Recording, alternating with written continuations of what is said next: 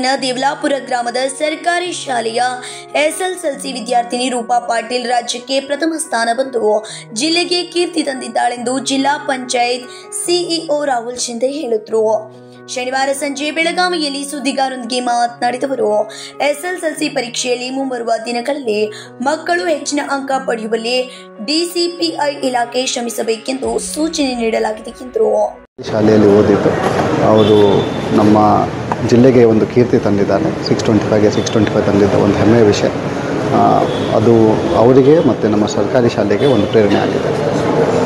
Sir, ಈಗ ಸರ್ಕಾರಿ ಶಾಲೆ ಮಕ್ಕಳು ಕೂಡ ರಾಜ್ಯಕ್ಕೆ ಪ್ರಥಮ ಬರಬಹುದು ಈ ಸಾಬೀತು ಮಾಡಿದ್ದಾಳೆ.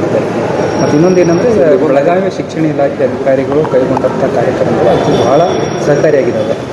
ಇದರ ಬಗ್ಗೆ ಹೇಳ್ತೀವಿ. ಇಲ್ಲ, ಅವರು ಹೇಳ್ತಾ ಇದ್ದರು ನಮ್ಮ ಟ್ಯಾಲೆಂಟ್ ಸರ್ಚ್ ಎಕ್ಸಾಮಿನೇಷನ್ಸ್ ಎಲ್ಲವೂ ಅವರಿಗೆ ಪ್ರೇರಣೆ ಆಗಿತ್ತು ಅಂತ.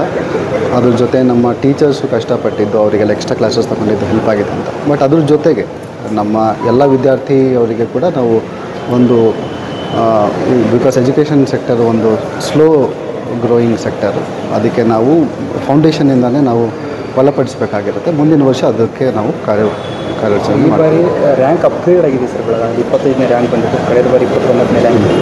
ಸೊ ಅಧಿಕಾರಿಗಳು ಪಟ್ಟಂಥ ಪರಿಶ್ರಮ ಎಲ್ಲೋ ಕೂಡ ಒಂದು ಕಡೆ ಫಲ ಕೊಟ್ಟಿದೆ ಅಂತ ಅನಿಸುತ್ತೆ ಸರ್. ಓಕೆ, 5 ರ್ಯಾಂಕ್ಸ್ ಜಂಪ್ ಆಗಿದೆ. ಬಟ್ ನಿರೀಕ್ಷೆ ಇನ್ನೂ ಜಾಸ್ತಿ ಇದೆ, ಗುರಿ ಇನ್ನೂ ಜಾಸ್ತಿ ಇದೆ. ನಾವು ಮುಂದಿನ ವರ್ಷ ಇನ್ನೂ ಪ್ಲ್ಯಾನ್ ಮಾಡಿ.